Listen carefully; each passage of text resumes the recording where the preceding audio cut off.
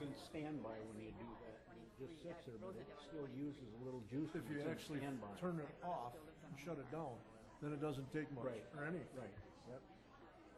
We got here, health and Tai Chi. I'm gonna ask them if they're gonna have this goat yoga. Yeah. They got that up in Green Bay. You lay on I a don't know what blanket, she's gonna do because send them on a lay on a blanket therapy and goat is gonna run out because she's too good at it. They can't do anything. She can't stand. She has to go home. I don't know what she's gonna do. Roofie. She can get into my house in a wheelchair, but my bathrooms are too small. Yeah, that's always a problem. Homes aren't designed for wheelchairs. Yeah, and my son said, we just got the door bigger. We just got the door bigger. But there's no room down there. Big crowd. It's a walk-in door in the bathroom. But there's no room to try to bigger because my washer and dryer is right over there. And the front door is right over here, so we can't do it. But we'll see. Well, I know it can fix those problems. The last time when she was a grader, she had to stay right in Milwaukee. No, she's here. Mine went off. Sorry, come in. Watching And she knew Jerry's. nobody over there at the nursing home, you know. But I do have some sisters living in Milwaukee and some nieces and nephews, so she had company that way. But Thank you, Bob. more people here in Juliet. Good Manor evening. Good. visit Well, with- it doesn't Nice place, a nice new place. to be Can't connected here. complain, no one listens anyway. We got Guy tonight. It's We not got working. Guy tonight. We're here. Dog listens. I know. There was something on the agenda for me. Now it's 2 minutes. Yep. I just keep tweaking it. Here a minute ago. It's got no like little bars. Who are you looking for? Ruth. Oh, she's back. Well, you don't have to do it steady. If you don't, it goes out. And so. That one said it has no. Now you're on the library board. Mine was on, and I Which was watching library do Jerry's they- house, Nelson? and mine went black. Which libraries are they recommended? Nothing happened to them. One is from Nelson's from Organic and Oh, that Ross reboot is thing. from Leon Sackville. That's fine to me. Huh? No, it's gotta have the live touch, gotta have the finger, I think. Human contact. Hey, Russell. I'm just guessing. I don't know. Okay, it's 7 o'clock and we are gonna call meeting to order. Thank you. Welcome Megan, her first official board meeting, and she will do roll. Mrs. Krentz, Here. Mr. Heisey, Here. Mr. Tim, Here. Mr. Kapp, Here. Mr. Eckstein, Here.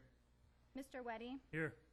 Mrs. Collada, Here, Mr. King, Mr. King, here. Mr. Waddle, Here.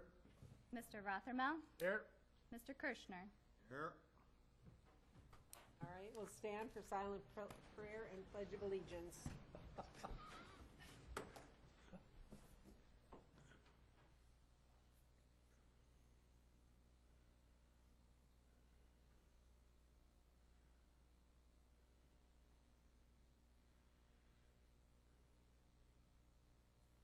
I pledge Allegiance to the flag of the United States of America and to the republic for which it stands, one nation, under God, indivisible, with liberty and justice for all. All right, I'll entertain a motion to approve the agenda as printed. So move. I second. Motion by Waddle, second by Weddy. Any questions or comments? All in favor? Aye. Opposed, same sign. And we need an approval of the minutes of the August 15th, 2017 monthly meeting. Move to approve as presented. Motion by Weddy, second by Cap. Are there any questions or comments concerning the minutes? All in favor? Aye. Opposed? All right, we have public comments, and this will be held to 3 minutes per person. And we have 5 people that want to speak. And the first one is Sean Jones. Is that right? Okay. I'd like to hear myself when I'm done. Okay.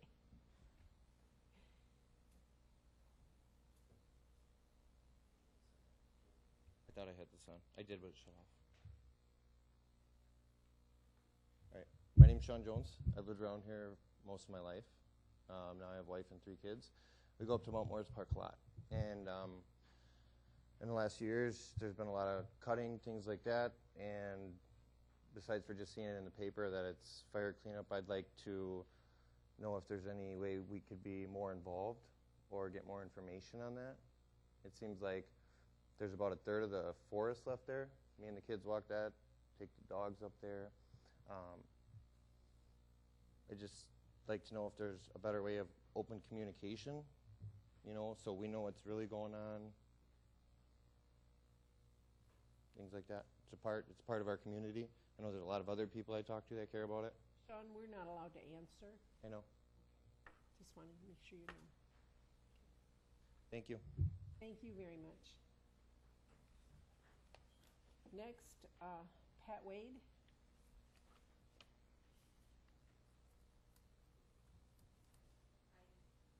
Hi. I am here for Town of Mount Morris for Heel to Hill. Just refreshing and letting you know that we all are on board. We want to be there. We want to talk to the board. We don't want any live trees cut in the forest. We want to preserve the trees that we've planted. We've had an awful lot of great people. We're going to open communication. We want to talk to board. We want to talk to you guys. Any questions you've got, any answers for any reason. We want to talk to you for your thoughts, and we're there. We will do all concerns. We will do answers to any questions you've got. We want to be a part of everybody now. If there's anything we can do to help, please let us know. That was our main thing, is that we just wanted you to know that. Many of us are born and raised here, so we've got a lot of concern and a lot of love for that hill. So if there's anything we could do, we want you to know that we're going to be there for you. And my very last thing is to Dennis, because I thought about how many people were born and raised here, and us included, my husband and I. If it wasn't for Dennis, at a critical point, he helped my husband and I through an accident. And so that makes all of us that much more closer, and we want your concerns, your thoughts, and if there's anything we can do, we want you to know we're there. Thank you.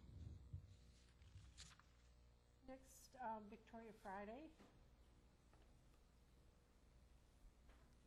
Good evening. My name is Victoria Friday, and I am also here to express concern about cutting any more living trees from the Mount Morris Wilderness Preserve. I understand it's a forest preserve in the Knowles Nelson program, not just a park. And the group of people that I represent all feel that there have been way more than too many living trees taken for profit. And it's important that you know that we would like you to not take any more living trees from the Mount Morris Preserve. Thank you. Thank you very much. Dave Nelson. Ladies and gentlemen of the board, thank you for allowing me to speak tonight. I spent 24 years in the military, going to 8 different countries, and by far the worst was environmental laws was Germany. When we rolled through there with our tanks on maneuver areas, we had what's called maneuver damage, where it would be assessed. If you knocked down trees, you got heavily fined for it. If you left ruts or tracks that was going to erode the ground, it was something that you had to fix. You had to reseed everything before you left. It got cleared. And I was particularly interested in the fact that if you're going to be cutting trees, then I would like to at least make sure that none of the work that we put in there for the past 3 years on replanting trees is being destroyed. That's my concern, that and just open communications with the board members so that we are on the same sheet of music. I've participated in Heel to Hill for 2 years now out of 3. So I'm very concerned with the hill. I've been up here since 1968. Thank you. Thank you, and thank you for your service. Sherry Schultz.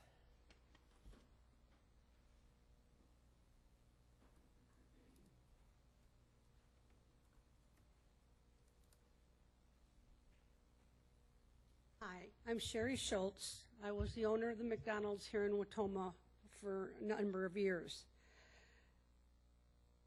I look around the room, and there's a number of people here that are part of Heel to Hill and speaking on behalf of the trees. We are a small group tonight representing a larger group of citizens who are still very concerned about cutting live trees up on our Mount Morris. Let the minutes reflect that on January 8th, 2015, the courtroom was packed with 50 to 75 citizens just days after we originally organized this group. Now it's 3 years later, 3 Heal the Hill plantings, and more citizens involved. The greatest concern we have is that we need to get an open communication with the county, and that this hasn't been happening yet. We've asked extensive questions in the past, even this past month, but don't get to clear answers. We now understand that another logging for-profit is happening on Mount Morris, and the citizens still had no input into the logging details. First of all, I'd like to be placed on the agenda for next month's meeting. We've formed a committee. I'm one of the spokespeople, and there will be others who will need to speak. Since the logging has already begun, time is of the essence. We want to make it clear today that we don't want any more live trees cut up in the mountain. Would there be any way that the board could reach out to us sooner than next month? I don't know if there's such thing as a special session or a committee that would allow us to sit down face to face. We have expert information that you have not gotten down to the county level, and I don't think you're getting all the facts. For instance, this land was enrolled in Knowles-Nelson program decades ago. It is actually a forest wilderness preserve. That is one powerful implication of how cutting needs to be done up there. It is a forest, and cutting should be limited to the established trails. All trees are going to be cut must be marked. And did you know that this time again, most of the trees that they're logging haven't been marked? This puts the cutting into the hands of the logger, not the county and not the citizens. I can tell you much more, but we're limited today, and I need you to work with the taxpayers, the real owners of that land up there. I'm going to reach out to you today not only to put us on next month's agenda, but how we can get together even sooner so that no live trees will be taken while that logging is going on. We're all neighbors. Let's work together, get together, and try to do this as adults. We just want to work with you, that's all. Thank you. All right, we are moving on to unfinished business, and we have none, so we'll go on to new business and reports and presentations, and first we'll have the County Administrator's monthly report. Thank you, Madam Chair. I normally have a list of things that I want to discuss, but I think we're going to go out of order tonight, given the 5 good citizens who came here to speak. For those of you who may not know, my name is Bob Civic. I am the County Administrator. I've been here since late May. Most recently, I came from Northwest Oregon, so I'm well aware of forests and trees, and I can tell you the people of Oregon love their forests and protect them. So it was heartening to see that you folks also love your forests. So first issue I want to talk about is the overriding concern I heard from all of you was that there was no lines of communication. I want to let you know that that's what I'm here for.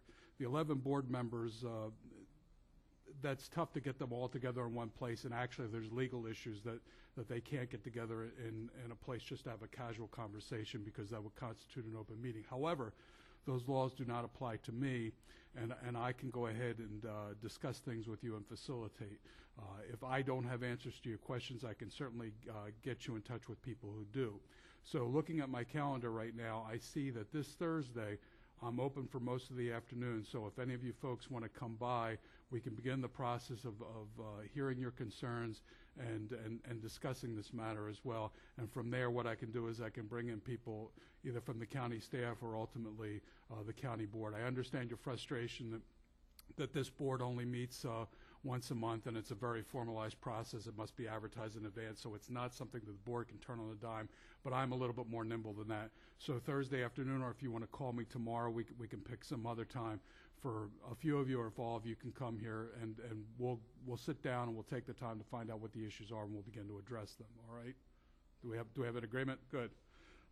So while we're on that topic, I did get a report today on that, and I'm going to use my phone as a cheat sheet. And this report came from county staff, and it says the windstorm of June 14, 2017 created damage to homes, trees, and other personal property throughout Waushara County. The storm also damaged county park properties, especially the Mount Morris Hill County Park. Recently, the Waushara County Public Works Committee, that's a committee of county supervisors, advertised for and accepted a bid to salvage storm-damaged timber in 6 acres of the park, totaling about 5.7 acres. Now, when we solicit bids, that's a public process, so this isn't something that's being done under the radar. The selected contractor has started today. Reasons for salvaging storm-damaged timber include to improve the overall site aesthetics, to make it look better, to reduce fuel loading should a fire occur, and we just talked about the fact that I come from Oregon. I can tell you that the entire northwest of the United States is suffering great forest fires, Montana, Idaho, Washington State, Oregon, up into British Columbia as well, and Canada. And one of the reasons why those fires get out of control is because of poor forest management, and that's what we're trying to do here. Let's see, minimize safety hazards and liability. Obviously, there were a lot of trees on the ground that impairs travel, hiking, et cetera, through the park. Minimize secondary insect and disease issues. That's always a concern. If you get a pest that gets into a particular species of tree, it can really wreak havoc very quickly, so we try to keep that under control. In the last issue, and I will say probably the least important issue, is to provide financial return to the park for other than needed maintenance. We don't run our parks to make money. We run them for the pleasure of and recreational use of citizens, and that holds true for Mount Morris as well. But however, if we are going to harvest timber because it's required by this storm, we're not going to give that timber away, because you are correct. This all belongs to you. That timber in that park belongs to you, and we will get a fair return for it. Salvage harvesting is a common practice in forest management following a significant damaging event. Salvage harvesting down and damaged trees helps to maintain the long-term health and vigor of a forest. And more information is available in an article written by Katie Schaefer in the August 3rd, 2017 edition of the Argus. So there was a large article about this a few months ago. If you go online, I know that they have a database that you can go into and look at the August 3rd edition, and it will talk about all the damage to the forest. And as I recall, that article also had some forestry experts discussing the importance of proper forest management. So that's what's being done here, folks. It's not to destroy the trees or to destroy the park, because we are well aware that this belongs to you, and we are good stewards of your property. So I want to assure you of that. Nevertheless, I still would like to meet with all of you. Thursday afternoon would be a good time. If that doesn't work, give me a call, and we'll work something out. Okay? All right. Now, for other items, I'm happy to say that labor negotiations with IAF Local 425 have gone well. That will be coming before you sooner rather than later. I particularly want to thank lead negotiator Corporation Counsel Zowski, and I don't know if Chief Donaldson's here tonight, but he was also on the negotiating team. I believe that we are looking at a fair labor agreement, not only for management and labor. The budget continues. We are getting numbers for the health insurance cost, as I told you in my message to you. That's a missing piece of the puzzle. I don't want to sound too overconfident. I haven't necessarily received good news, but I've received news that is not as bad as I thought it would be. So take that for whatever you think it's worth. But we will get a good budget completed as well, and that will be submitted to you. Last week I toured the the Department of Aging Central Kitchen there by the jail. A fantastic facility, a fantastic staff. I joke that the logistical skills of the people who work there rivals General Eisenhower in planning the Normandy invasion, because they get those meals out to 8 different centers scattered throughout the county and also deliver them to homebound seniors.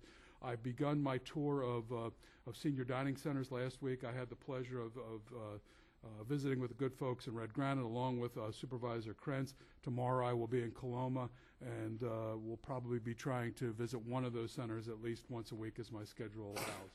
And that's the fun part of the job. That I can't believe they pay me to do that, but I'll take the money and I'll take the fun.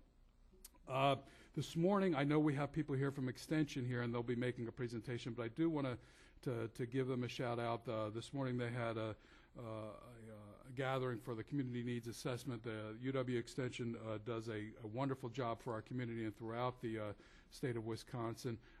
A lot of research was done in that and a lot of thought, and I know that they had a very good discussion, and we are addressing our needs. Some of them may seem insurmountable, but if you don't address them, you're never going to be able to solve these problems. That's all I have, Madam Chair, unless somebody has some questions for me. All right, thank you very much, Bob. Next, we'll move on to Register of Deeds Annual Report.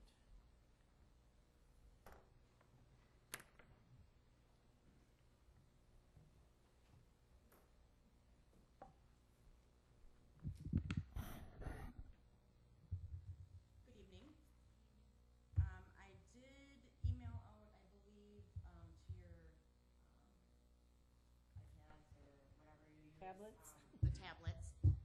My presentation, I wasn't sure if there was going to be an overhead projector or not, and Barry was at the office today. So, I always like to start by recognizing Register of Deeds team. There's myself. I've been in office 4.5, almost 5 years. I have my deputy, Michelle Weddy, will be celebrating 25 years with the county in November. And I have a part-time deputy, Elisa Kirschner, and she just celebrated her 2nd anniversary. Some of the goals that our team has put in place this year are so that we do things consistently. Some things don't come up but every few years. So I'm a firm believer that having policies and standard operating procedures are good to have. Some of them include document rejection guidelines. Statutes change, so we want to stay on top of that. Reporting order priority. Statutes say that we have to record things as they come in. Unfortunately, we receive documents in various formats: paper, electronic, overnight. So sometimes it gets to be juggling, mail time and all that. And then also performing searches online for genealogists through the CIVIS program, which is the statewide program. We haven't had a lot of that yet, but it's coming with more and more records only being electronic and no longer on paper. It's something that we're gonna see in the next couple of years. And then another one would be issuing vital records to other county offices. One of the other things we're working on are the standard operating procedures, and those are more like our day-to-day what we do. So samples would be processing paper recordings, processing e-recordings, and balancing our door daily. I always tell my girls, you never know when that bus is going to come, so we all need to be able to do the same thing. And for the most part, I could say we're pretty well cross-trained. Who uses our records? Many of the other county departments use them: title companies, attorneys, surveyors, real estate agents, appraisers. Every day we get questions, phone calls, walk-ins, looking for information that's in our records, such as sales price, what something sold for, property values, current and historical ownership. Sometimes people are interested in purchasing a property that they know is going through foreclosure, and sometimes they just are driving by and they see an abandoned property and they want to know who to contact and how they're interested. Sometimes it's just people who are in families that have owned a certain property for a number of years, and sometimes it's just a nosy neighbor. I talked to a lady a few weeks ago that called, and she lives on one of our lakes, and she was looking for the sales price on, I believe, 3 different properties in her neighborhood.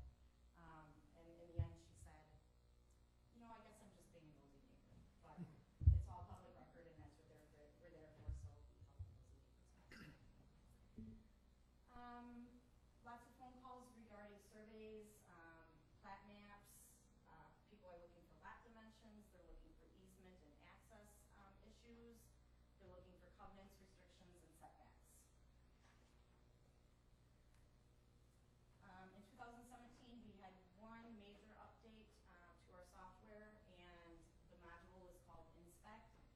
basically, Inspect is an optical character recognition software, and it identifies the data that you typically index. So prior to getting that up and running, we provided the software vendor with our indexing standards, formats, reading legal descriptions, that sort of thing. You'll see there's a little picture, so when the recording comes in, once it's scanned, the blue is what it identifies as us needing to index. And we just click yes or we click no. And then if we click yes, it puts it in format that we would normally. So it's clicks, a couple of clicks versus keying in names and legal descriptions and things like that. It increases accuracy, which is verified by our processors. It increases efficiencies, and right now we can only use it for our new recordings going forward, but with the next release update that's coming in the next couple of months, we'll actually be able to use it for our back indexing, so it will actually go backwards, which is a big deal. The value of this update was $30,000, but as I always mention, we're part of the life cycle program, so what that does is any of these type of recording updates and software upgrades that they do, we actually get that at no cost. A couple weeks ago, Bob had actually asked all of us for our fees that we charge in our offices, and I thought that this might be a good opportunity to kind of review some of those. Statutory fees for us include our recording fee. It's a $30 flat fee. We split that with state agencies and also with the Land Records Council. Copies of recorded documents are all $2 for the first page, $1 for any additional. Our vital records, which would be birth, death, marriage, divorce, are $20 for the first copy and $3 for any additional. That $20 fee is also split with other state agencies and programs. The state transfer fee is $3 per thousand based on the sales price, and 80% of that goes to the state and 20% of that stays with the county. Some of our other fees that we charge are section maps, copies of plats of surveys, tie sheets, census records, things like that. Currently, those other items are not accessible online. The plats of surveys are actually in the surveyor's office, so we run down there and get them. I believe most of them are scanned, but they weren't saved consistently, so they're kind of hard to find, so we just go down and get them out. But hopefully someday we can get those accessible also, and then that'll generate a little bit more revenue also. Remote access. We have two different ways of getting to our records. One of them is called Laredo. It's a monthly subscription for users. And Tapestry is our second one, and that's for periodic users. In 2017, I worked with the software vendor, and we increased our Laredo plans, the fees for them, and then also Tapestry. With that, I had to update our usage agreement and have all of our users, re-sign them. Also worked with to put in some verbiage around about data mining and things like that, so a little added protection.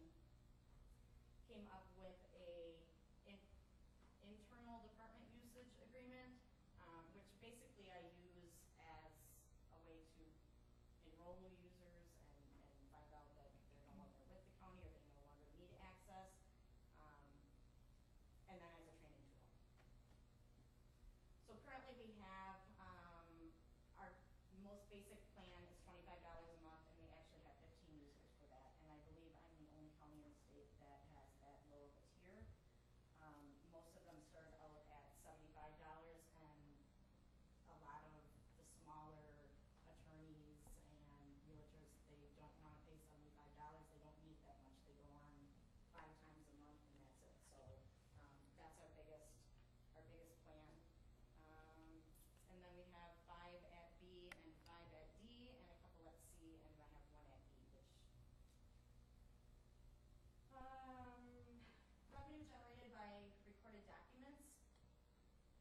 So the first 2 columns, I always like to show the previous year with the current year being my annual report is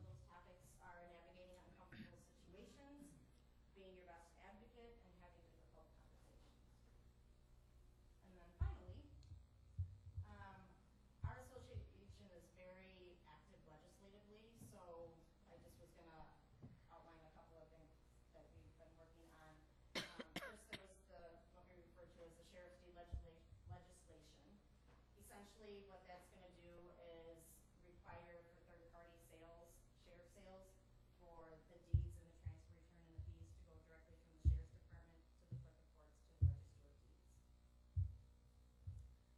Once that's passed, there's a form that we'll create and between the sheriff's department and the clerk of courts so that it's clear what documentation is needed in the fees and all that. Copying of vital records, that was passed in August. This authorizes the clerk of courts and the county clerks to copy birth records for passport purposes only. Before that, it was illegal. Safe at Home is an act that was actually passed in April. It is mandated by the Department of Justice. It's not probably the best written act out there. Unfortunately, well, fortunately, it's supposed to protect people. And like, for example, our records, once something's recorded in that name, it's public record. We can't take it off record. So our association is monitoring it, and basically we're waiting for the first one to come in to try to figure out how we're going to handle it. We're also working on a new termination of decedent's interest and transfer of death document, which combines the two. It's being reviewed and approved by the State Bar, the Real Property Listers Association, Land Title Associations, and it is to be voted on at our fall conference. I have a question. You mentioned earlier remote access fees. Who uses those the most? Realtors, title companies, attorneys, surveyors. And what the kinds public. of information are they looking for?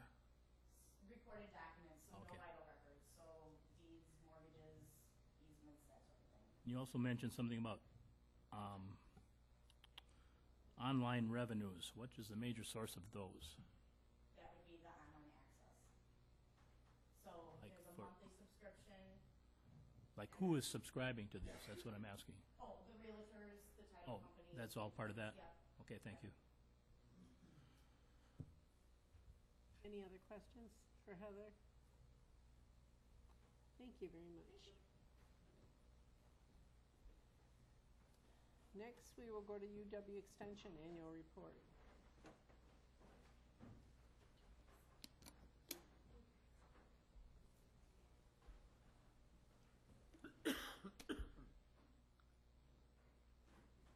So to start off, with UW Extension, and the mission of UW Extension is to extend the knowledge and resources of the university to people where they live and work.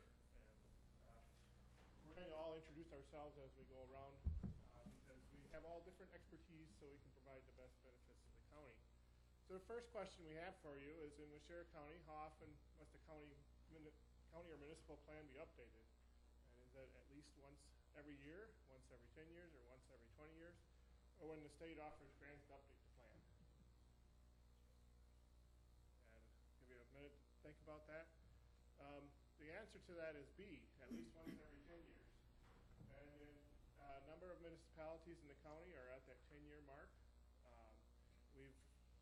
I've worked with other municipalities in the county that have made changes to their plans because the plan is intended to be a document that changes over time as new things take place in technology and in those municipalities and in the county. I've worked with Mississippi, Aurora, Marion, Mount Morris, Plainfield, Dakota, and a number of other municipalities in the county, as well as Waushara County itself, in updating their comprehensive plans, bringing in the information they need for that. Hi, I'm Zena Soltis, food-wise nutrition educator for UW Extension. My question is, where does the food-wise program provide nutrition education lessons in Waushara County? A, restaurants, B, libraries, C, grocery stores, or D, anywhere there is a food share eligible audience? All of the above. So the answer is D, anywhere there's a food share eligible audience. The program is for low-income audiences. The funds come federally from SNAP Education Grant, and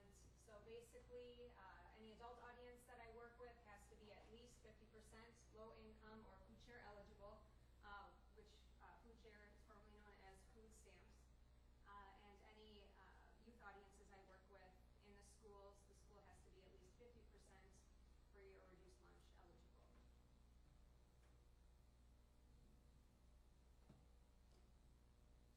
I am Jay Danker, and I'm probably the most unfamiliar face to most of you. I recently took a demotion from a county educator position to 100% administration. It's kind of a joke. I was a county educator in Green Lake County, and recently, under the reorganization, I've taken on an administrative role. And one of the counties I serve is Waushara. How many UW Extension educators will be working out of the Waushara office in 2018? So we're going to have four, the plan is we will have four, as they have had, co-funded county positions where, it's state funds with county funds. But we also got a bonus with Zena's position. She's 100% federal money grants that come in. And so we actually get 5 educators, one of which the county does not have to pay for, other than office space and a few other things like we do a little photocopy. Which 4-H person? Hi, my name is Heidi Hansel-Bunrock, and I am the 4-H program advisor. My question is, which of the following county 4-H organizations have youth in officer positions? 4-H Leaders Association, the Junior Livestock Committee, the 4-H Horse Association, and the 4-H Rabbit Poultry Association. And the answer is all of the above. In the Leaders Association and the Livestock Committee, that the position of secretary is held by a youth. All officers in the Horse Association and Rabbit and Poultry are also held. All officers are the youth. And in addition to those associations that I mentioned, all of the monthly club 4-H meetings are run by youth officers. And this is not true of every county in the state of Wisconsin. We have some unique positions. The first time the Leaders Association was used on the ballot for secretary, the adults were all talking, can we have a youth as an officer? But our bylaws are silent on it. So we were able to have youth serve in officer roles within all of our organizations. How much does it cost to grow an acre of corn? And how much does it cost to grow an acre of irrigated corn? Where's Paul Miller when I need him? For our farmers in the group and others.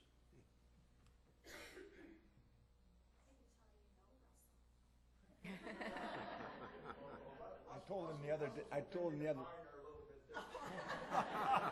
other day how much it cost me to grow an acre of corn.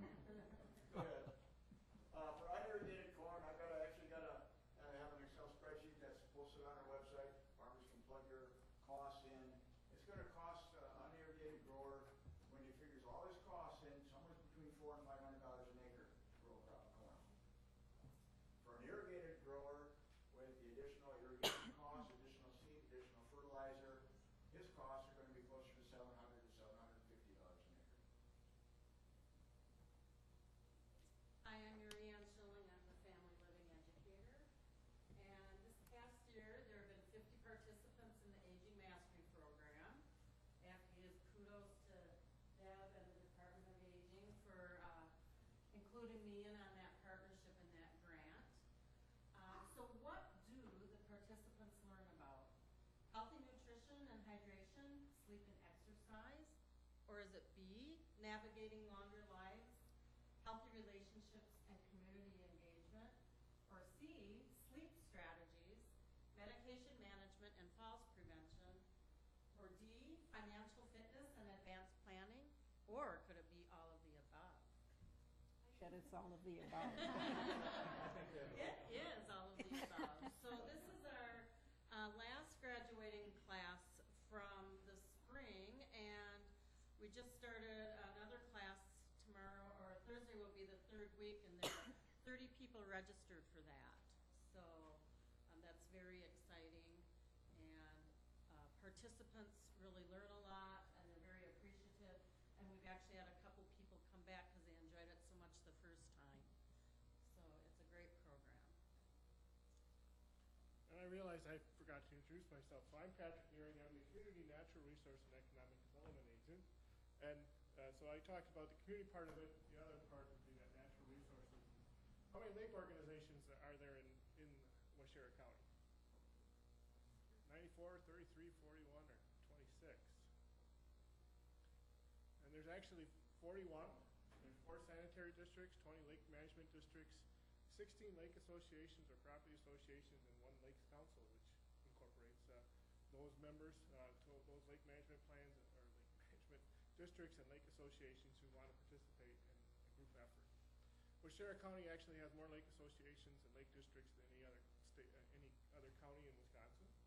And I work with the Lakes Council and also with the individual lake districts and lake associations. One of the projects that, working with land conservation this year, we were wrapping up was completing lake management plans for the various lakes that have public access in Waushara County. Each year, how many teaching events are completed and how many educational contacts are reached through FoodWise in Waushara County? A, 15 events and 50 contacts. B, 50 events and 1,500 contacts. C, 200 events and 2,850 contacts. D, 500 events and 500 contacts.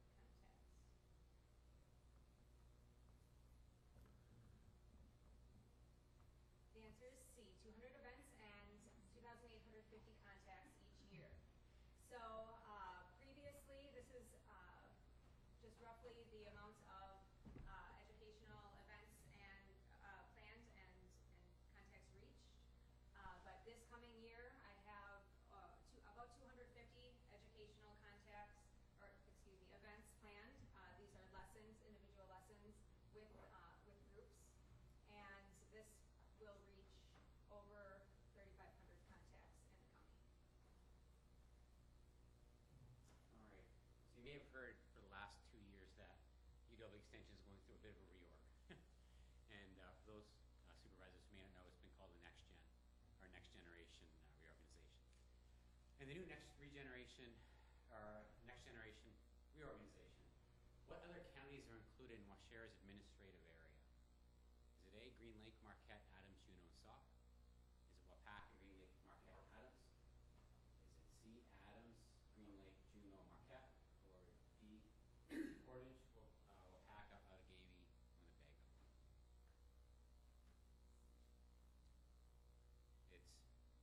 And we're Area 14.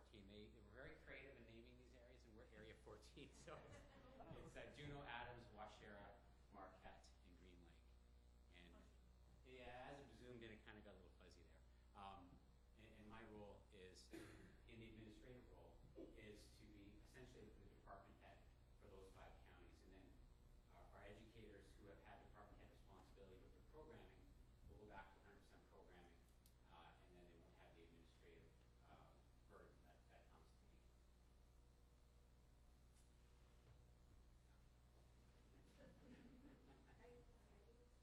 I do have a slide. Oh, thank you. I've been gone for a while, so.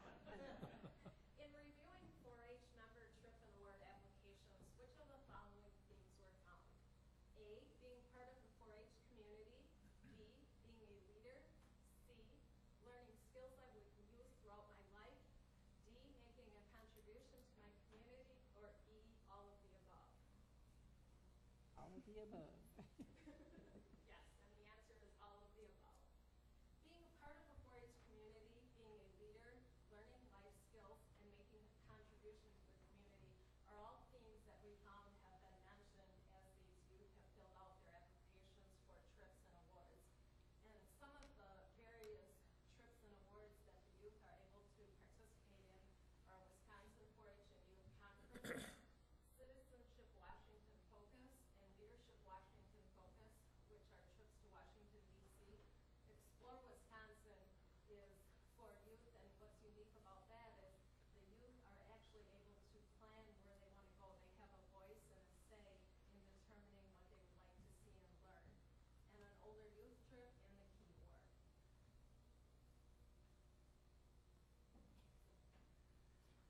Okay, I'm supposed to introduce myself, Patrick says. I guess I've probably been here long enough. I'm Ken Williams. I'm the agriculture agent here in the county. How much per acre can I get if I rent out my farmland? And I get a number of calls Also from out-of-towners who think that they can come here and buy land and pay for it by simply renting it out and take care of their taxes and interest on it. And the answer is $0 to $500. With our difference in soils, it ranges all the way from 0 up to 500. If you've got unirrigated sand, some farmers, some landowners will let farmers raise crops on it simply to keep it in agricultural production, so that's classified as agriculture rather than recreational. They also might let somebody raise crops on it, maybe leave an acre for their, of corn for their deer, so that's on the low end. From there we move basically to the opposite side of the county, on the east side of the county where we've got heavier soils. There you're talking land that's clay type soils, 100 maybe to $125 an acre right now. And then we can kind of move over again on the irrigated side of the county, to the west side of the county. If you've got irrigated sand and it's a multi-year contract, there you're probably talking 300 to 350.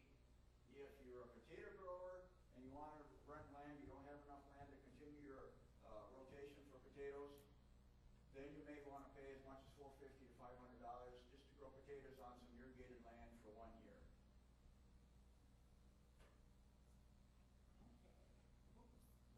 Just give you the answer. Gotta look quick. Yeah. Of the following, which class was not taught by the Family Living Program this past year? Girl power, food preservation, fermentation, jellies and jams and jerky, real colors, I can problem solve, or building a strong family, strength in times of stress. And it's real colors. So Real Colors is typically a program, or is a program that explores personalities, and typically the 4-H or the Community and Natural Resource Development agents will teach that. The Family Living programs teach a variety of programs that strengthen families, whether it's through health and wellness or financial education. I Can Problem Solve is actually a new program that I'm teaching this year that is for educators and child care providers. Helps them teach children to go to their thinking brain and learn how to recognize how other people feel, which is actually in the long term helping to keep them out of getting into trouble. One of the things that's been found with people that are in jail, they have a difficult time recognizing how other people feel and what they're thinking. So this is a prevention program. Also, building a strong family, it's something I teach in the jail, and Girl Power is a prevention program for adolescent girls that has been taught at the after-school program and with the girls in UMOS. And then we had multiple food safety and food preservation topics this past year, to name a few. So those are just a few of the many classes that Family Living taught this past year. Which of the following is not a current partner with the Foodwise program in Waushara County? CAP Services, Wild Rose School District, Watoma School District, Family Health Clinica, Tri-County School District, or Waushara County Food Pantry? The answer is Wild Rose School District, and the reason for that is because their free reduced lunch rate has gone below 50%. So for this year, at least, it is not a current eligible program audience for the Foodwise program.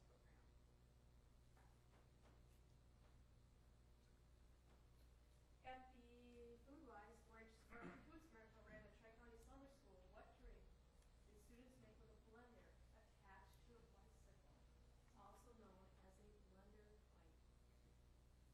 Fruit and yogurt smoothie, fruity sparkling water drink, super duper kale and walnut smoothie.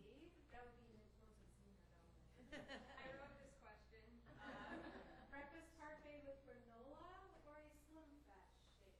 What do you think it is? What do you think would not be easily blended by someone powering a bicycle? For kale and walnut. All right, now we have to go to the answer. The answer is, keep going, keep going. There it is. Fruit and sparkling water drink. This was a program, I just did the statistics on it today, and we had 484 contacts. So we had approximately 6 sessions. So if you divide that back,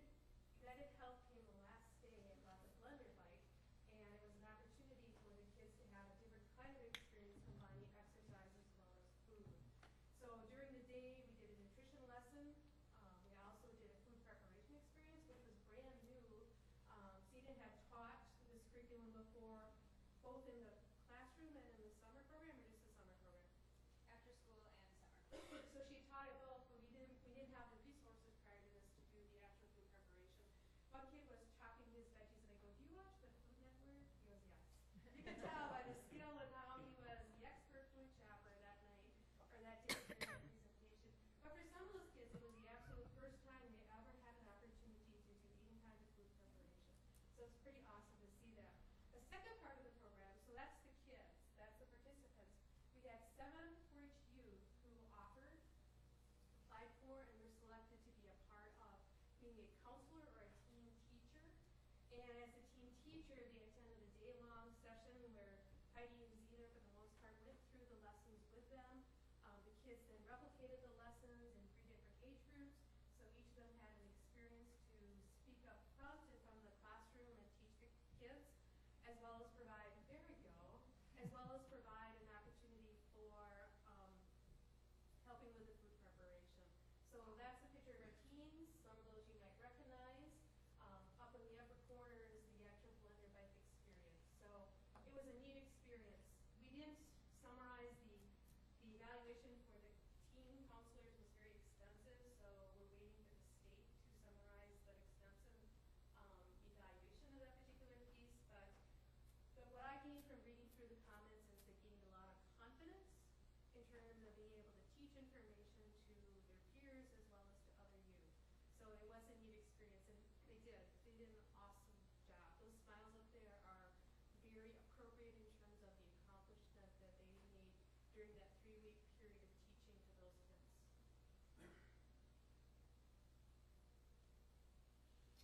Okay, so in the next generation model, what are some of the typical tasks completed by myself? And the reason I ask this question is, as we're figuring out how this implementation of the model goes, we're managing expectations and allowing county partners to figure out as we work together on the things that all we do to support the county. So we have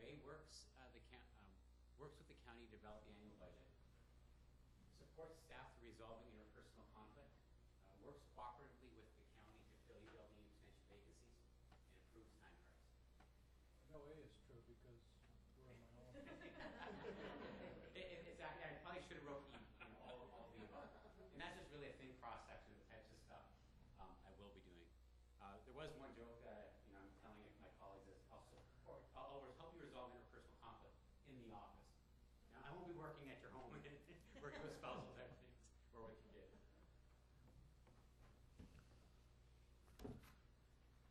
Okay, what area of agriculture in Moshira County is responsible for the greatest economic addition to our county's economy?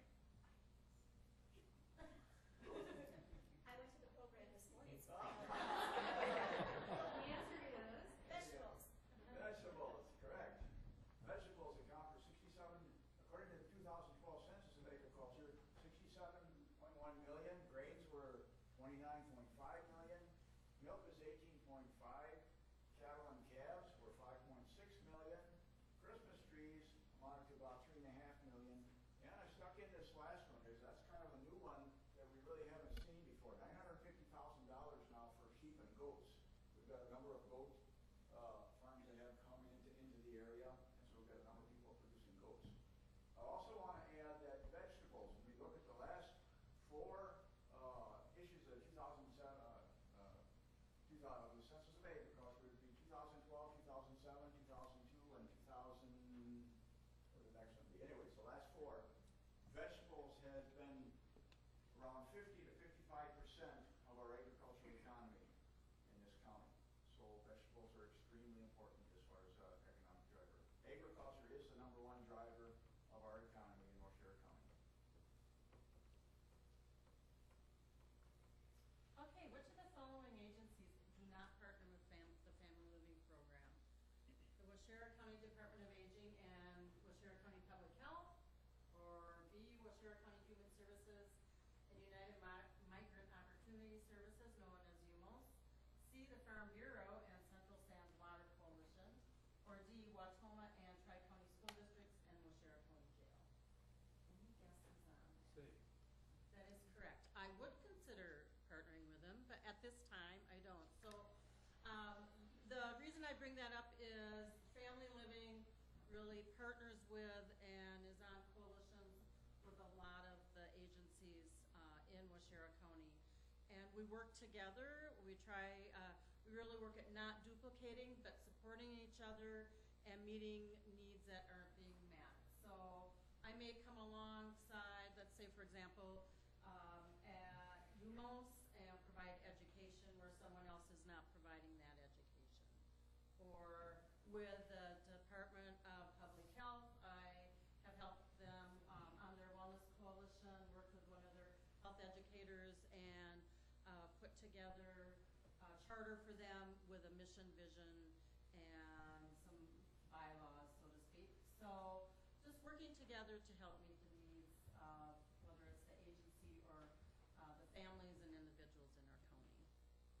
And even though Mary Ann doesn't partner with the Farm Bureau and Central Stands, other of us in the office do. So how many IRS recognized nonprofit organizations are there in Waushara County? Is there 50, 80, 140, 530? There's 140 nonprofit organizations recognized by the IRS in Waushara County. The number is actually lower than it had been a couple of years ago. The IRS went through a process of those who weren't filling in their federal forms to report on their activities were dropped from being nonprofit organizations. And so one of the things that I do is work with nonprofit organizations on their structure, and in some cases that may be reorganizing as a nonprofit group. Some groups I've worked with in the past year are the Waushara Tourism Resource Commission and the Wild Rose Days Committee. And those actually are not considered to be nonprofits because they're part of the government. They're quasi-governmental agencies, so they are not in the list here of the 140. There are some additional ones. So I work a lot with those organizations that aren't necessarily for-profit. They may be governmental, or they might be nonprofits, or they may be a group that just came together and doesn't realize that they need to organize as a structure in an organization. With that, well, thank you, and see if there's any questions you have for us. I don't have a question, but I have a comment. Every year in the summertime, Larry and I meet with the library board. And the librarians throughout the county really appreciate all the help you give them with their programs in the summer, and they speak very highly of all of you. I just want you to know that. I just have a parting thank you. This is my last official day in the office as the 42th Development Agent for Waushara County. So I just want to thank you for all the support over the past 23, almost half years that I've been here, that you have provided for 4-H and for UW Extension. There are many wonderful citizens of Waushara County that I've had an opportunity to work with, who give up their personal time, their talent, their resources to make a ton of opportunities available for our kids. We should be proud of the fact that 7 to 8% of the population belongs to 4-H. That ranks number 7 or 8 in the state of Wisconsin in terms of the number of youth within our community who are actually involved in a 4-H club program. So, thank you. Thank you.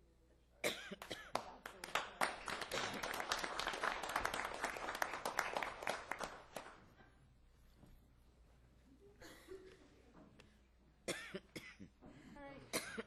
Thank you all very much for receiving this report. Next, we are going to move on to life-saving awards presented to 4 Sheriff's Department employees. And Sheriff Jeff Nett is going to take care of that.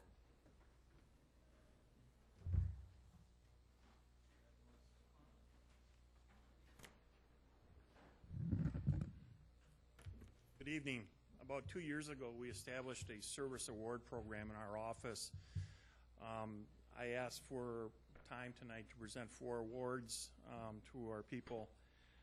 We had 2 events that we're here tonight talking about, and both of these events came with feedback from our EMS people.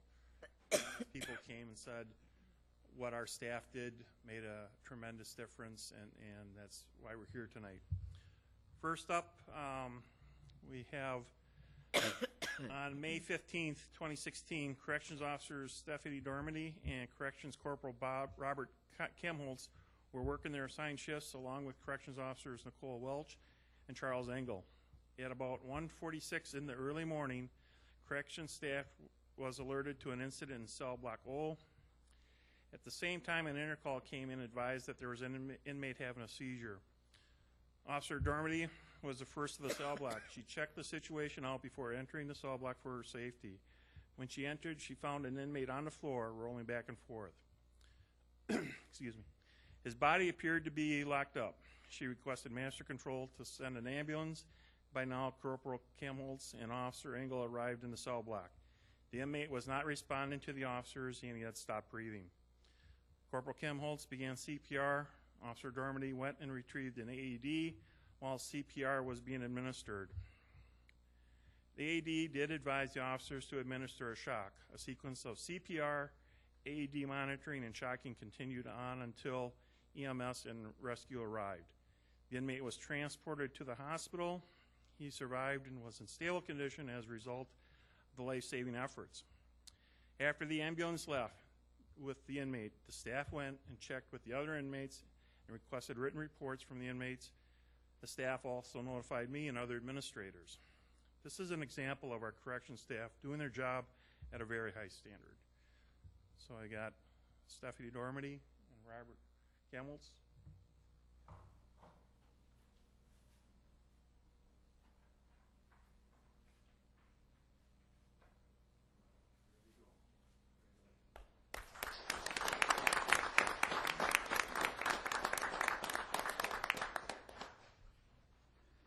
Second incident, on June 24th, 2017 at 5:32 p.m., Communications Officer Caitlin Nett was working when she received a 911 call.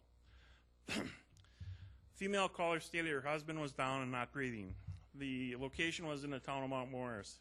Communications Officer Nett sent EMS, Fire and Rescue. Two deputies, Deputy Scott Egan and Sergeant Brian Wenzel, responded after hearing the call go out. While on the phone with the caller, Nett followed the emergency medical dispatch procedures and provided directions to the caller. Deputy Scott Egan was the first to arrive on the scene. Deputy Egan found the female doing chest compressions on the male lying on the ground. The female was the caller and was following the directions provided by Communication Officer Nett. Deputy Egan took his AED from his squad. The victim showed no signs of breathing and there was no pulse. By now, Sergeant Wenzel arrived and deputies repositioned the victim, and Deputy Egan began to attach the AED. The AED advised not to shock, but to do chest compressions. After starting chest compressions, the victim began to respond.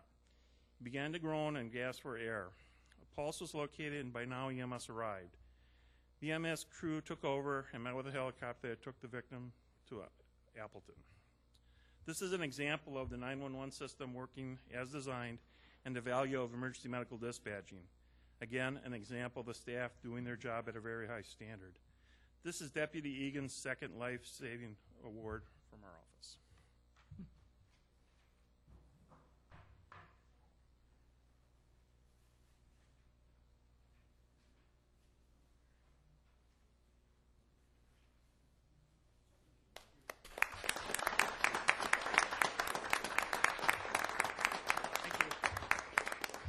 Thank you very much.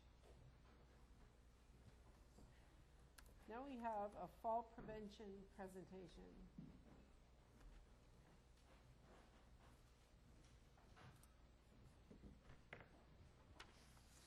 Good evening. We'll keep this brief, but it is very important information. September is Fall Prevention Awareness Month. So I just want to share with you just a few quick statistics related to falls.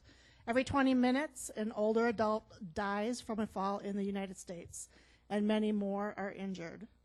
Every 13 seconds, an older adult is seen in an emergency room for a fall-related injury. Wisconsin ranks, does anyone know? Second in fall-related deaths in the United States, more than twice the national average. In 2015, the Medicare costs for non-fatal falls were over $31 billion. In Wisconsin, at least $771 million in hospital charges were attributable to falls, with 70% of those costs paid by Medicare and Medicaid services. Washington County alone receives approximately 400 calls every year related to a fall. Even falls without injury can cause fear of falling, leading to physical decline, depression, and social isolation. So Amanda Kutcher is our health promotion coordinator, and she provides fall prevention programs in Washera County, as well as Adams, Green Lake, and Marquette. So she's going to tell you about those classes, and so we hope that you will share this with your community members, people that you know that you might be concerned about, or if you yourself stumble in the future, Amanda has the solution. I always look at you, don't I, Donna? All right, thank you so much. So you guys all got this handout that we have for all of our workshops we provide. Again, since September is the Fall Prevention Awareness Month, I will start with the 3 classes that focus on physical activity and fall prevention. So the first one on there is Stepping On, which is a 7-week program that meets within the community, so a library, a church. In the courthouse here, we've had classes. It's community-based, a group setting, and self-efficacy is how we work with those who participate. Throughout the 7 weeks, we have 4 guest experts that come in. So we have a physical therapist, a community safety officer, a pharmacist, and a vision expert. We also work on home modification, and we also talk about safe shoes and clothes. So we've had, this is an evidence-based program, so those who have participated in this program have shown a 50% reduction in falls. So it's a great program. We also have Tai Chi, which is, again, we had it a couple years ago. We were able to bring it back. But it's a program or a class that meets for 4 weeks, 2 sessions each week, and we work on balance, flexibility, and core strength while doing Tai Chi. So we work on basic movements that build up to more complex. I recently just finished a class, had a couple people mention that they went from using a walker to now occasionally using a cane. And then also another person mentioned that because of the classes they've taken, that they were able to avoid a fall with a throw rug, those lovely throw rugs we always talk about getting rid of. The other one is our newest program we offered. We just got it a month ago. It is called Walk with Ease. It's through the Arthritis Foundation. So that class meets for 6 weeks, 3 times a week, so it sounds like a lot, but we pretty much walk the entire time. So it's for those with arthritis or those who just want to be a little bit more physically active. So we talk about walking safely, strength, and stretching. The other 2 programs I'm just going to briefly mention are Healthy Living with Diabetes and Living Well with Chronic Conditions. Again, evidence-based programs that have shown a reduction in your A1C scores or trips to the emergency room. So there's a lot of great information on this handout, so please let me know if you have any questions about any of the classes. Thank you. Short and sweet, yes. Go ahead. I've been to a couple of these classes, and they are very, very helpful. It really makes a difference. Good, I'm glad. Can you tell them what evidence-based means? So they've been through trials. We're actually working on one right now. So they have a randomized control trial, So it's proven to work from those who don't get the intervention to those who actually get to go through the workshop. So all of the classes we do have high-level evidence-based classes. So thank you. Thank you very much. All right, next we are going to move on to discussion and possible motion action items. First, we have the pre-approved purchase policy. That was on your tablet. So it's in your packet, but back in 2012, the board had set a policy that any purchase above $5,000 needed to be approved by the home committee. And the executive committee talked about it at their meeting this month and thought maybe that it was time to revisit that, given the cost of things, that $5,000 seemed really low, especially if it was already in your budget. And so what the executive committee is suggesting that you consider tonight is that any purchases less than $20,000 could be approved by the county administrator and the department head as long as it was already budgeted for. Anything that was not in the budget would still have to go to the committee and to the county board if it was going to come out of the general fund, and anything above $20,000 would still go to the committee as before. Need a motion to accept this policy? Yes, please. I will make a motion that we accept this policy of $20,000. Thank you. Motion by Bernadette, second by Everett. Are there any other questions or comments? Hearing none, all in favor? Aye. Opposed, same sign. Okay, next is a resolution number 160907, a resolution in support of the state of Wisconsin creating a second judicial position within Waushara County.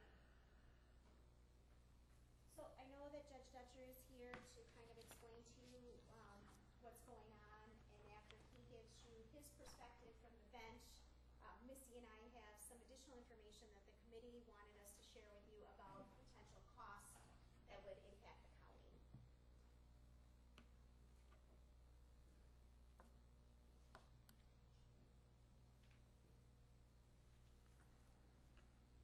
May it please the board. Recently, there was a weighted caseload study that was conducted by the state of Wisconsin that evaluated the need for judicial positions on a statewide basis. And as those of us who work in the justice system had suspected, Waushara County was revealed to have a profound need for additional judicial support beyond the position that we currently have. The matrix that was used indicated that our workload, the amount of cases that come into our system, what we have to address from a volume standpoint is about 1.75. Stated another way, we need another 3/4 of a judge.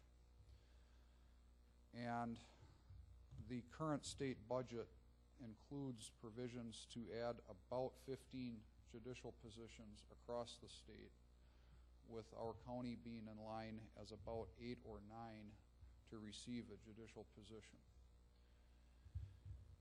Frankly, we're in a situation where I feel duty-bound on behalf of the county to seek the support that's necessary at the state level for this to be considered. I don't know when the next opportunity is going to present itself when we could potentially have a second judgeship. I don't know what the likelihood is that we will actually receive one. What I do know is that the state will not consider giving us a second judgeship unless there's support from the county board and all decision makers at the county level, both in principle, both in terms of logistics, and also from the standpoint of facilities and personnel. To put in a nutshell what we are talking about, I had a day last week that was a very typical Waushara County court day. One afternoon I had 41 separate cases come in. Between 1 o'clock and 4:30, our staff didn't get out of the courtroom until it was almost 5:30, just handling that volume. And it's a fairly typical court day in our system. We've done a very good job of managing what it is in front of us. The volume since I became the judge 12 years ago has probably increased by at least 100%, maybe more.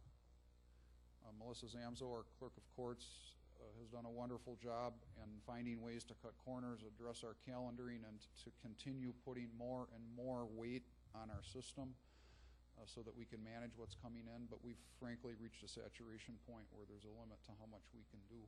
I really don't know where any more corners can be cut. And it appears that this opportunity has presented itself where at least the state is considering giving us a second judgeship, and Waushara County has changed. John Wilcox, who was the judge here before he took the Supreme Court bench, and I had a conversation about a month ago where he was reflecting on a day when his volume was about 1/4 what our volume is now. And I am strongly encouraging the board to consider authorizing the support that is necessary in the event that the state of Wisconsin feels fit to give us a second judgeship through the next biennium. Any questions? So, in making your decision, and I am certainly not here to say that we don't need it. I was there that day until almost 5:30 at night, so I understand how things go. But when the executive committee met with the judge and Missy and I to talk about this, and that one of the things they had asked was, what does this actually mean in terms of costs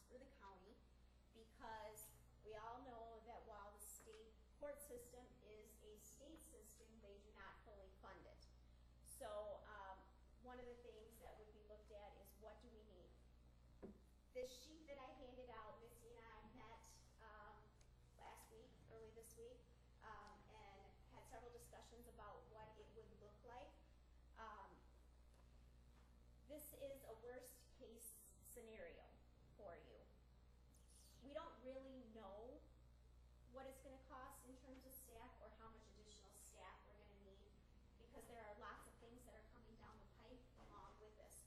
So one of the things that we've talked about is that if the state decides to fund another judgeship in Westchester County, that would not take place until 2019. So it will not affect the 2018 budget. You don't need to worry about that when you start doing your budget deliberations in a couple of months. The election would take place in 2019. The judge would take the bench in August of 2019. So you would have a partial impact in 2019. You wouldn't feel the full vote until 2020. There would be some changes that would need to happen. Some of the things that we know that are happening is that Missy does have a person who is retiring at the beginning of 2018. And so there will be some movement in her office and some potential restructuring as that goes, as it is. We also know that in 2018, the rest of the modules for electronic filing will be turned on. So right now we are doing all criminal cases, all family cases electronically. We will then be doing juveniles, guardianships, mental commitments, everything else electronically starting June, March 1st of 2018. See, I want it to go to June because it's more for me. But so March of 2018, we'll be doing that. So there will be even less paper. It'll only be pro se people who have paper. That will reduce some of what we may be needing to do. With a second judge, we will not need an additional courtroom. We already have 2 courtrooms, so we will be able to work that out. And in the event that we also have a hearing that requires a court commissioner or a visiting judge, depending on who becomes the second judge, if there's conflicts, whatever, there might still be a need for a third room. We would use this room. We have used that in the past. We will need to look at finding an office for a second court reporter, which is paid by the state, so that would not be a cost for you to pay for that court reporter, but we would need to find space for that. We may need to relook at our current contract with the Public Defender's Office on some space that we're providing them and just find a different space for them. We have some ideas about some of the conference rooms and things that we could do on the second floor. We also probably will be looking at moving the court security office out of the Register and Probate's office and perhaps into the law library. The law library really is an antiquated thing. Not many people use the books. Everything is online.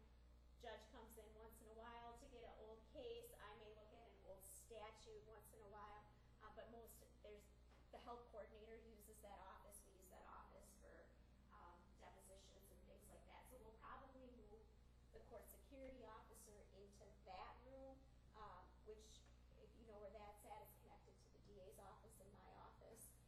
So that really wouldn't be a conflict. We wouldn't need to worry about that. Certain people we wouldn't want in there having access to those type of things. What we would be looking at for sure is a judicial assistant. Many counties already have a judicial assistant.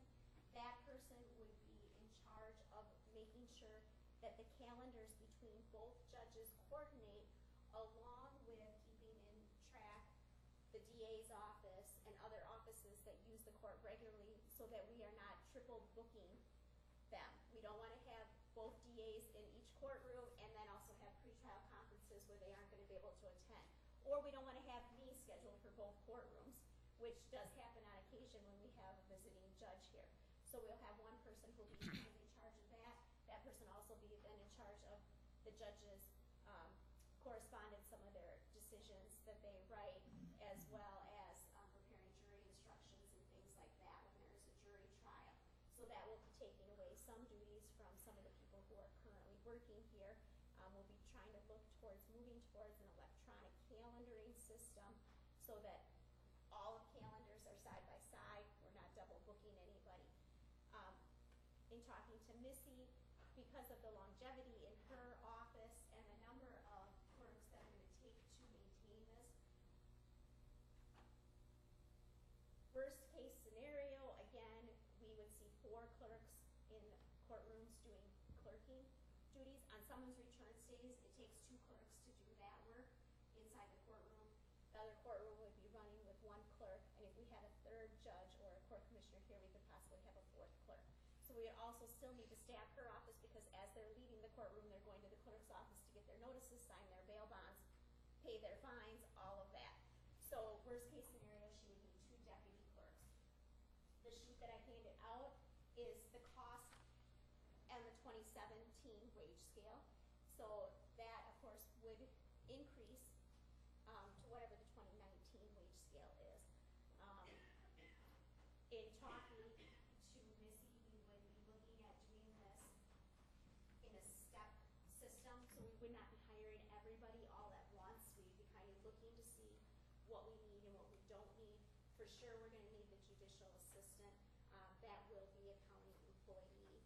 That will be paid by the county through the clerk of court's budget. There will be some increased revenues from the state. Some of the payments that the court makes is based upon the number of judges that you have. So we do get certain supplemental payments from the court to help offset some of the costs. Those will increase a little bit, so there will be some additional revenue coming in as well as this. So the committee wanted you to know what type of cost you might be looking at if the state did approve that. And so this is the worst case scenario, but the best estimate I can give you of what might possibly happen. Let me see if I'm missing anything.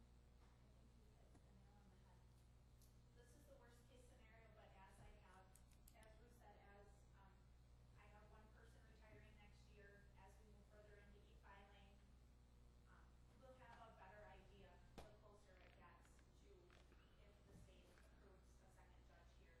We'll be able to give you a better hard number and a true, accurate description of what we would need to make this go. They've got 3, I believe 3 deputies or officers in the court. Would you have to get 3 more if the 2nd court was up and running then as well? Now, see, that's something I didn't consider, and that's a very good point. Right now, on normal days, we have 1 courtroom security officer here. If there's things going on in both courtrooms, he or she will go in between the 2 courtrooms. On some of our larger days where we know that there will be lots of DNA testing, we'll either bring in a 2nd one or the court security officer, supervisor, Mark Gasky currently, will come up and help with some of that. It's possible that we would need to increase that to 2 every day instead of just once in a while. What's it is? Got 2 judges, you'd probably need 2 You're probably right. I didn't 2 even think of deputies that. there.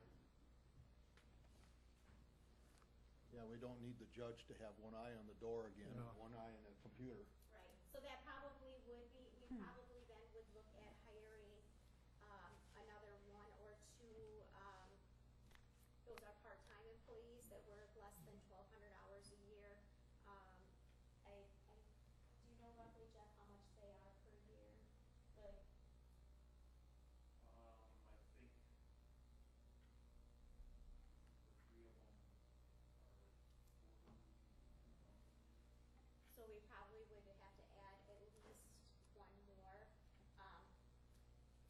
As you know, things have been a little bit hairy with us right now because our court security officers unfortunately have had some serious medical things, and so we've had several of them off for long periods of time and kind of just doing what we can with them. So we right now have 4 on staff.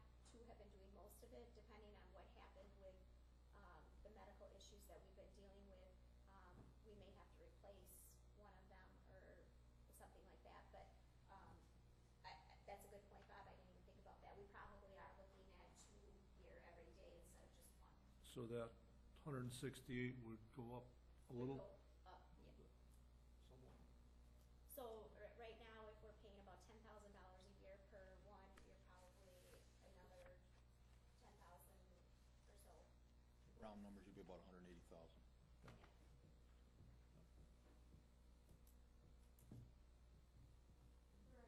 We'll entertain a motion by Mark Kirschner, Second that motion. by Bob Waito. Are there any other questions or comments? Yes, Larry. I don't think our population has grown that much, in the last 10 years. No, but the ones that are here are getting rowdy, Larry. Well, that's what I'm wondering, why this is necessary, Well, I will say, why the workload increased. well, you Or have crime. some very good sheriff's department employees and district attorney employees that are pushing through cases. I think that the felonies last year were at over 200. Just shy of 300. Just shy of 300. We are on track to surpass that amount this year. So what we are seeing is more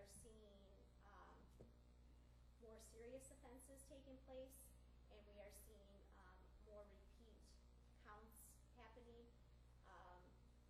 We also are seeing consistently more issues in our foreclosures have gone down, but other litigation has gone up. So there are some civil issues, but most of it is our criminal caseload has really increased over the last years. Another factor is the socioeconomic demographic of the county has changed.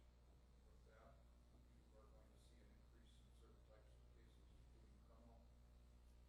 I think our criminal filings last year exceeded 900 felonies and misdemeanors, if I'm not mistaken. We're right in that ballpark. Frankly, the legislature continues to create more crimes. More crimes mean more cases that have to be handled in the court system.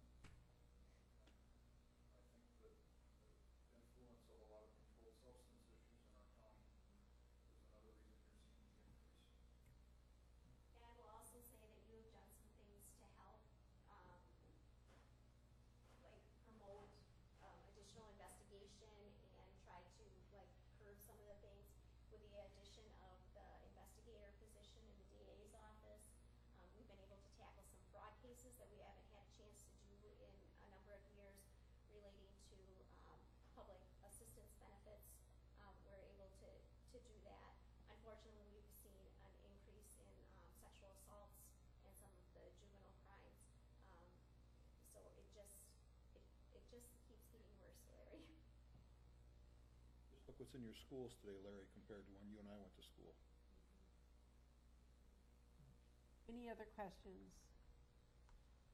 Do you want a roll call vote on this? Did you have a question? Oh, I'm sorry. I was just curious,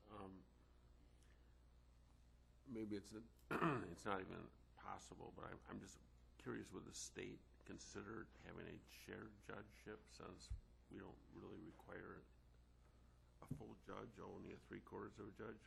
Is that something that they would even consider? That's what they should do, but they won't. Interesting. Yeah. I guess that answers that. There are some of our neighbors are in similar but not quite as pressing conditions right now. And what would be logical is to create a third branch between two counties, Right. especially west of here. Adams is facing a similar crisis, but they won't. The legislature won't do it. That's the answer. I just really won't. So now you don't need to talk to them about that, though. It would make more sense, yeah, okay. It would make more sense. There are some things, I mean, they keep preaching regionalization for a lot of our stuff, and some of it they aren't willing to budge on yet. There are some counties in our state where the judicial need is about 0.6 or 0.7. And we're talking about a volume that's 150% more than that.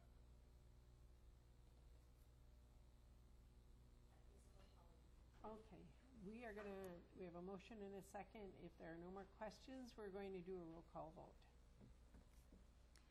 Mrs. Krentz? Yes.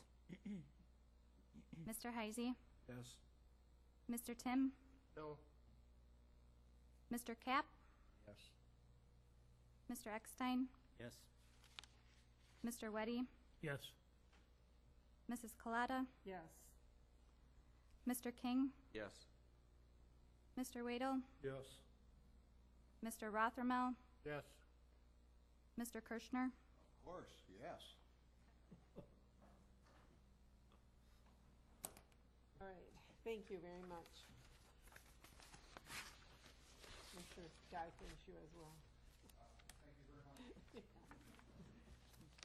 Okay, next we have appointments. The first one is to the Library Services Committee. As you know, or you saw on your tablet, we have, the Library Services Committee has 2 local librarians, and the 2 that are on there now are ready to be replaced, and so Jean Nelson from Granite and Colette Ross from Pine River Library are going to join the board. We need a motion to approve that. Motion by Cap, second by Eckstein. Any questions? Larry? I assume the appointment was by Mr. Civic? Because it doesn't say on here. It was, and I will confess to you that being somebody who's new to the county, I seek guidance from other people. So, although officially it's my appointment, the recommendation was from someone else who was better aware of the situation than I was. I'd just like to go on the record that I did not participate in it. I'm the chairman of the Library Services Committee, and I didn't even know it was coming up until I saw the agenda tonight. I'm not sure. I think we discussed that at the last meeting, didn't we? I know Mark Aaron's, I got an email, as did Bob, that they wanted, yeah, that the 2 that were on there were ready to be replaced, and so these 2 were willing to take their place. So, but that's how that came about. I know, I have no objections to it. I think they're both Right. good candidates. We'll adjust the process in the future, though. I wasn't aware of that situation. Okay, we have a motion and a second. Any other questions? All in favor? Aye. Opposed, same sign. Next, we have Central Housing Region CDBG Committee, and that appointment would be for Robert J. Civic to, I think you're finishing Deb's term, aren't you, on that? And Correct. This is just a housekeeping measure to officially replace my predecessor, Deb Berenger.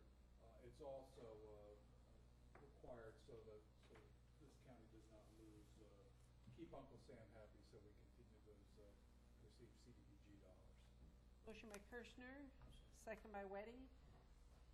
All in favor? Aye. Opposed, same sign.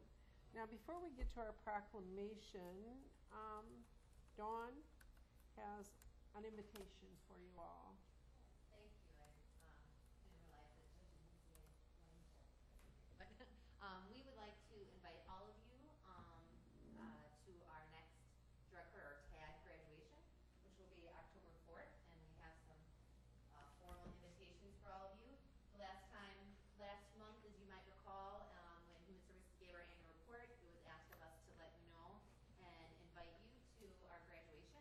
If you haven't been to one of our graduations, I know that Judge and Missy and Jeff would be able to confirm that they are just really a cool thing. You really would want to, and some of you I think have been there, Ruth's been there.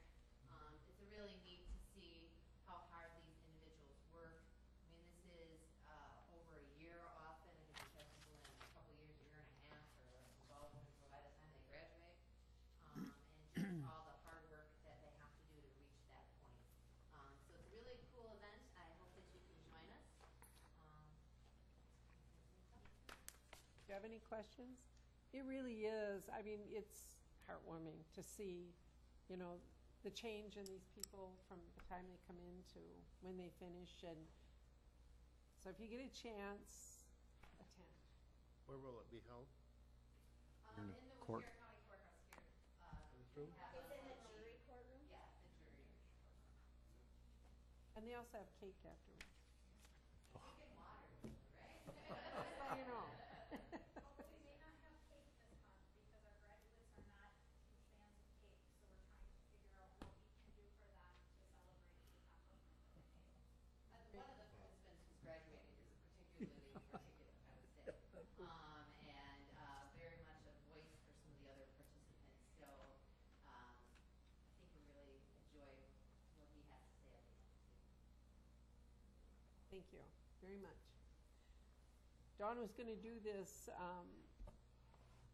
in public comments, but she got here too late. Yeah. Okay, next we have the proclamation designating September as Jury Appreciation Month. Would you like to read that? Oops. I don't have it. You don't have it? No. Okay. You've got it in your folder. All right. Okay. It basically says that Judge Dutcher and I would like to thank the employers and citizens of West Sheridan County for serving on jury. Number one, employers for giving their employees the days off and paying them their regular wage, and also jurors for appearing and completing their civic duty. And we know that it is sometimes a burden or something of that nature, but in order to make our system work, having the Free Society and being judged by your peers is one of the foundations that we have. Thank you very much, Missy. Motion to approve the proclamation. Motion by Weddy, second by Cap.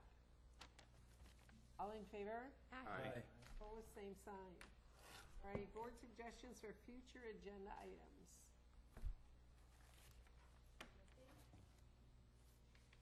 Yes? Motion by Eckstein, second by Tim to adjourn. Any questions? All in favor?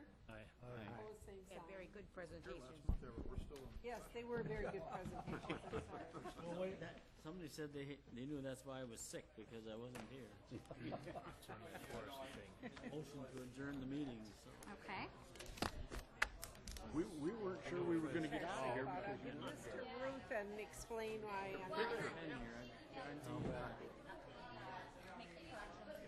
Okay, all right. Tomorrow morning, Russell. But she'll fuss at me for not Be ready, signing. 'cause I'm gonna be calling on you.